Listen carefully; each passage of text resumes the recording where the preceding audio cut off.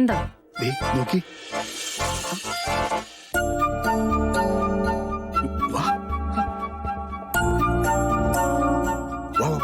നോക്കി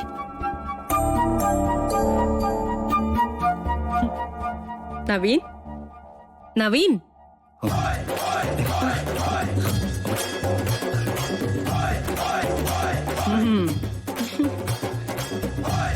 എടാ മണിക്കുഞ്ഞ്, താൻ പോലീസ് സ്റ്റേഷനിൽ പോയിരുന്നോ? അവരോട്ട് സംസാരിച്ചോ? അതിന് സാറിനോട് പോലീസ് സ്റ്റേഷനിൽ പോകാനല്ലോ പറഞ്ഞത്. അല്ല പിന്നെ ഞാൻ എന്താണോ പറഞ്ഞേ? പറയടോ. സാർ എന്നോട് ഗാഥാമാടത്തെ സ്വപ്നം കണ്ടോണ്ടിരിക്കാൻ വല്ല വഴിയുണ്ടെന്നാ ചോദിച്ചത്. എടോ, താന്റെ സ്വഭാവം വെറുതെ മാറ്റല്ലേ? മതിയടാ മതി. ഞങ്ങളും ഇവിടെ നിന്ന് കണ്ടതാ നിന്റെ സ്വപ്നം കാണല്. എന്റെ അമ്മേ, നമ്മുടെ നവീൻ സാറ് കൈവിട്ടുപോയി.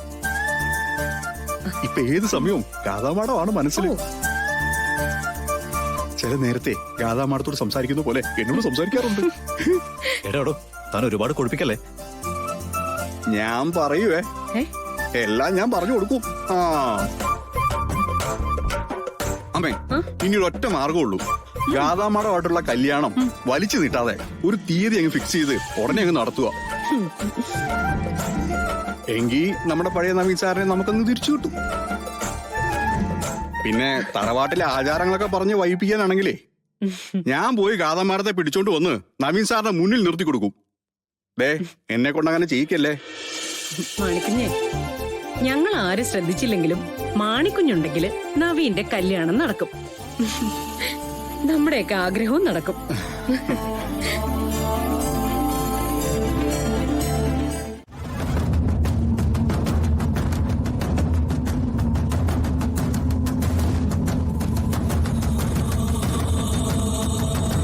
എന്താ അച്ഛാ? എന്താ അമ്മേ? അച്ഛ അമ്മയും കൂടെ തിടുക്കത്തിൽ പോരുന്ന ഞാൻ കണ്ടു. അവര് ചോദിച്ചത് എന്തെങ്കിലും പറയണ്ടേ? എന്താ അമ്മേ കാര്യം? സിത്താരയുടെ മകളെ വിവാഹം കഴിക്കാൻ തീരുമാനിച്ചപ്പോ നവീൻ പറഞ്ഞത് നിങ്ങൾക്ക് രണ്ടുപേർക്ക് ഓർമ്മയുണ്ടോ? നവീൻ അന്ന് പറഞ്ഞത് ആ വിവാഹം നടന്നാലുള്ള ലാഭത്തെ പറ്റിയായിരുന്നു. അതെ, അത് സത്യമാണല്ലോ. അന്ന് ലാഭത്തെക്കുറിച്ച് മാത്രം പറഞ്ഞുകൊണ്ടിരുന്നവൻ ഇന്ന് ഗാഥയോടുള്ള പ്രേമത്തെക്കുറിച്ച് മാത്രമാ സംസാരിക്കുന്നത്. ആ മാറ്റം എങ്ങനെ വന്നതാ? അത് പിന്നെ പരസ്പരം പരിചയപ്പെട്ട് സംസാരിച്ച് അടുത്തൊക്കെ വരുമ്പോ സ്വാഭാവികമായിട്ടും അങ്ങനെ സംഭവിക്കുമല്ലോ. ഗാഥയെ സ്നേഹിക്കുന്ന പോലെ അഭിനയിച്ചാലല്ലേ സിത്താര മേഡത്തിനെ സന്തോഷിപ്പിക്കാൻ പറ്റൂ. എങ്കിലല്ലേ നവീൻ പറഞ്ഞ ലാഭത്തിന്റെ ബിസിനസ് നടക്കൂ. അതല്ല, നവീൻ ലാഭം ഒക്കെ മറന്നു. സിത്താരയുടെ സമ്പത്തൊന്നും ഇപ്പൊ അവന്റെ കണ്ണിലില്ല. അവൻ പറയുന്ന പ്രണയമുണ്ടല്ലോ, അത് സത്യാണ്. പക്ഷേ അവനെ അങ്ങനെ ആക്കി മാറ്റി തീർത്ത ഒരാൾ ഈ കുടുംബത്തിലുണ്ട്. അതാരാണെന്ന് അറിയോ നിങ്ങൾക്ക്? അത് സുമിത്രയായിരിക്കും, അല്ലാതാര്? അല്ല, ആ മാണിക്കുഞ്ഞ്, നവീന്റെ നിഴല് പോലെ കൂടെ നടക്കുന്നവൻ. നവീന്റെ മനസ്സില് ഗാഥയോടുള്ള പ്രണയം കുത്തിവെച്ചത് അവനാ.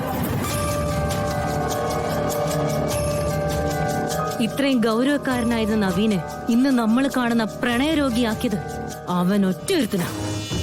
അത് ശരിയാ. പലപ്പോഴും നവീനെ അയാള് പലതിനും നിർബന്ധിക്കുന്നത് ഞാൻ കണ്ടിട്ടുണ്ട്.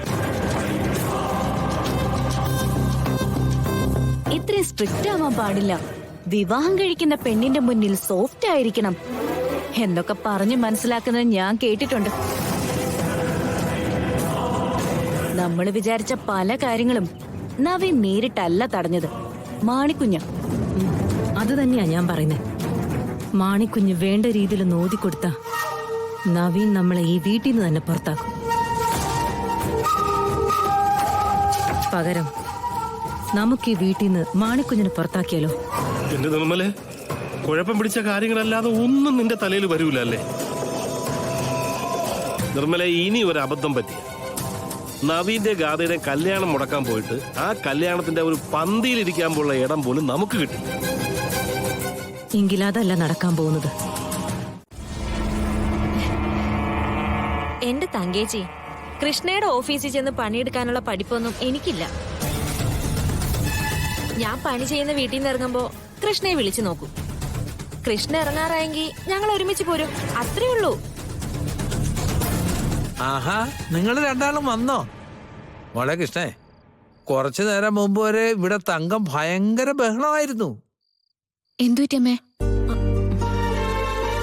വെറുതെ ഇരുന്ന് സംസാരിച്ചു തുടങ്ങിയതാ. പിന്നെ മരിക്കാറായി, അവിടെ നിന്ന് വിളി വന്നു എന്നൊക്കെ പറഞ്ഞ്. പറഞ്ഞു സമ്മതിപ്പിക്കാൻ ഞാൻ നോക്കിയിട്ട് പറ്റണ്ടേ? എന്താ അമ്മ ഇത്? ഇങ്ങനെയൊക്കെ ചിന്തിക്കേണ്ട കാര്യം എന്താ? ഒന്നുമില്ല മോളെ. ഒറ്റയ്ക്ക് ഇങ്ങനെ ഇരിക്കുമ്പോ അരുതാത്ത ചിന്തകളൊക്കെ മനസ്സിൽ കയറി വരിക. ആ, പോവാണെങ്കി അങ്ങ് പോട്ടെ. ഇനിയിപ്പൊ എന്താ പേടിക്കാനുള്ളത്? നിനക്ക് നല്ലൊരു ജോലിയുമായി, കൊള്ളാവുന്ന ശമ്പളവുമായി. നിന്റെ കാര്യം നോക്കാൻ നിനക്ക് പ്രാപ്തിയായി കഴിഞ്ഞ പിന്നെ അമ്മയുടെ ആവശ്യമൊന്നുമില്ല. ഒന്നും മിണ്ടാതിരുന്നേ.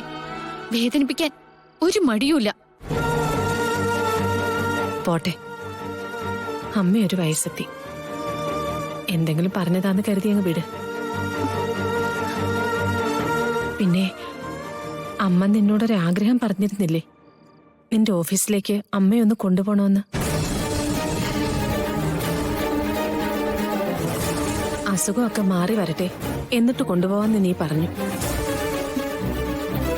പക്ഷെ അതിനായി കാക്കണ്ട.